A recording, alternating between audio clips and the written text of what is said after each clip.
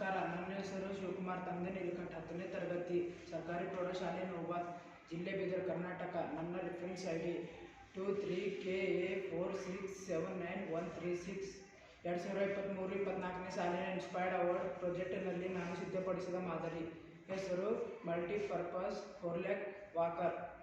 ಮಾದರಿ ತಯಾರಿಸಲು ಬಳಸಿದ ಉಪಕರಣಗಳು: ಲೋಹದ ಕಡವೆಗಳಿಂದ ತಯಾರಿಸಿದ four leg walker, plastic basket, light weight seat, ಮೊಳೆಗಳು ಮತ್ತು ನಟ್ಟುಗಳು.